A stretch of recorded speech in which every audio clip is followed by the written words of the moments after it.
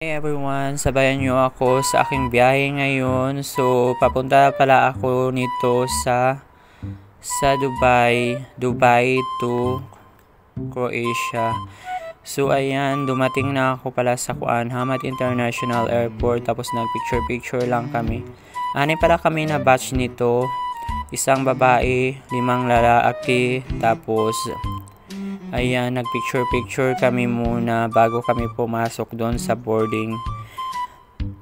Tapos ito pala yung mga kasama ko. Kumain kami doon sa Dubai. So ayan, paalis na ako ng accommodation. Ayan si Sir St. John. Ito yung mga bagahe ko, 2. So pabiyahe na ako papuntang airport nito.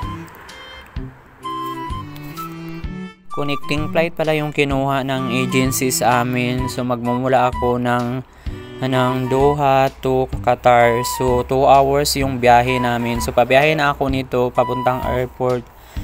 Tapos mag-stop over kami ng Dubai. Pero yun yung pinakamahirap kasi 10 hours kami doon, pero okay lang. Magala-gala kami doon sa airport nila.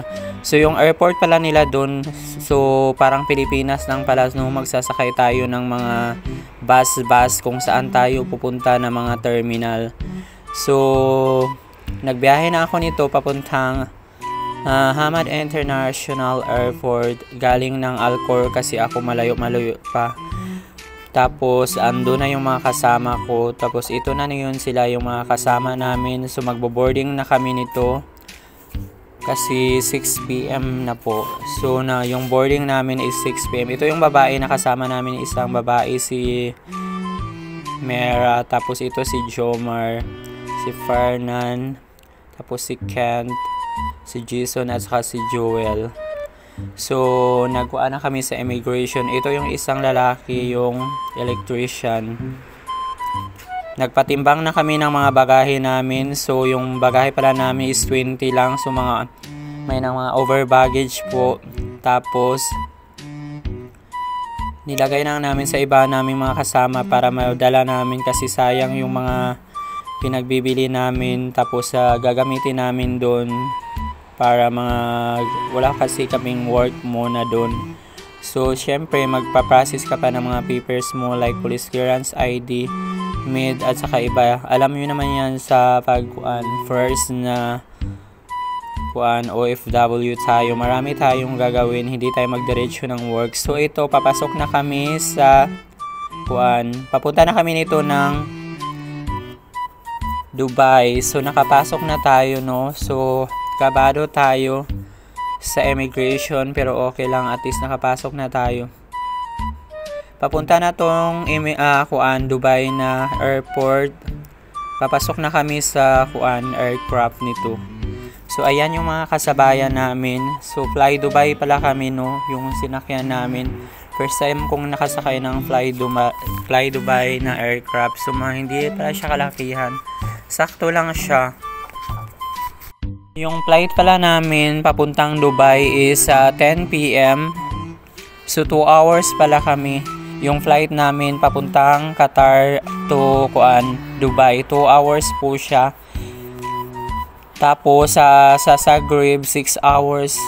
From Dubai to Zagreb 6 hours. Pero natingga kami doon ng 10 hours stopover. So andito na po kami sa aircraft. Ito yung mga kasama ko.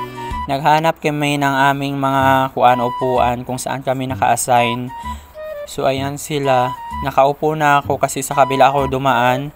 Tapos binidyohan ko na lang sila. Tapos yung namin, Dubai to Zagreb, 6 hours yung biyahe namin ito.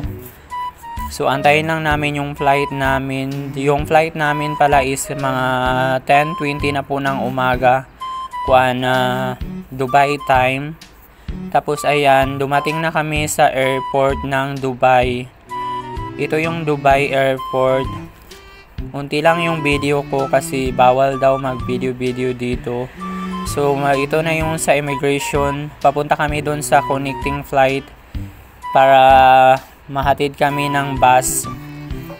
Kasi para siyang Pilipinas lang din yung ihatid ka sa terminal kung saan ka stay. Dumating kami pala sa Dubai ng 12, mga bandang 12 na yun ng umaga. Kasi yung Dubai is una siya ng 1 oras sa Qatar. Tapos yung Dubai, yung Qatar una siya ng 1 hour. Ahead siya ng 1 hour sa Croatia. So ito yung bus pala nila yung parang bus kung saan kayo ihahatid na terminal. So ito yun sila. So sinakay na kami dito para ihatid kami sa saang terminal ka pupunta. Nag-stop over lang kami doon sa pala sa Dubai ng 10 hours. So hindi siya pala madali yung 10 hours. So ayan, paalis na kami nito ng papuntang Croatia. So hinatid lang din kami ng bus dito sa aircraft banda. So iba pala yung mga sit up. So iba yung sit up ng international airport nila dito. So mas maganda pala yung airport sa sa Doha, Qatar. Napakaganda. Iba yung kasi isahan lang siya ba. Dito naman sa Dubai, iba siya yung parang ihahatid-hatid kayo ng bus. So nagulat tayo nito pero okay lang. So ito, pa-flight na kami nito ng Zagreb. Mga 11 na pala yung flight namin kasi parang nakatagalan kami sa runway kasi ang raming na traffic ata sila. Maraming lumilipad na mga aircraft. So ito yung alis namin. So mga bantang 11 AM na po. Tapos sa 6 hours. So dumating kami ng mga bantang 4 4 na kami dumating. Kasi matagal-tagal din yung sa immigration kasi tatakan pa, marami pang i-check doon. Tapos magantay ka pa ng mga bagahe mo.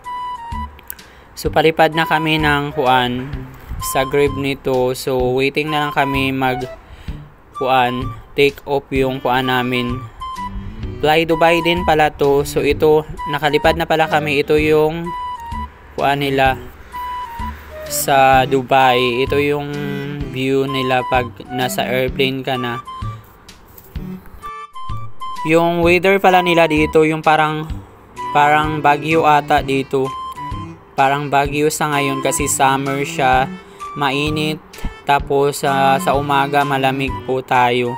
Ito yung Dubai, yung view nila pag nasa airport ka na. Tapos ayan yung ulap. Nagpa-ulap si Mayor Charis. Marami na naman tayong mga adjustment nito na gagawin pero kailangan nating lumaban. So yung mga kasama ko pala dito pagdating ko is hiwalay-hiwalay kami, sad to say. Hiwalay-hiwalay kami ng mga accommodation. So 4 yung kasama ko, tapos yung iba, pala kami, 10. Yung iba hiwalay-hiwalay na. So ito na kami nito, pa-take off na kami ng ito yung pala Croatia. Yung parang Pilipinas lang siya. Tapos ang rami nilang tubig at saka mga kahoy. So ito lang, yung parang ang liit lang ng nila dito, ang airport nila ang liit lang talaga. Yung pang province lang po na airport. Tapos parang Pilipinas lang siya, may mga mais. So nagantay lang kami ng driver namin kasi na kukunin kami sa airport. Tapos ihatid kami sa accommodation namin. So iba-iba pala, marami silang accommodation dito. Hindi siya accommodation yung parang receiving accommodation kung saan kayo mag-aantay while waiting sa mga process nyo like police clearance, sa mga ID nyo at sa mga medical nyo. Kasi ihahatid kayo pag kumpleto na yung mga papers nyo sa employer nyo. So ayan yung aabangan namin kung saan kami mapapadpad kasi iba-iba po yung employer namin. Tapos nagpa-process pa po kami ng mga papers. So yung accommodation pala namin dito is halo kami. May mga Nepal, mga ibang lahi po. Tapos unti lang kaming Pilipino dito, pero okay lang kasi hindi naman kami forever dito. Magpa-process lang kami ng papers namin. While waiting po, dito kami dinala Kasi parang, iwan ko, ito yata yung malapit dito.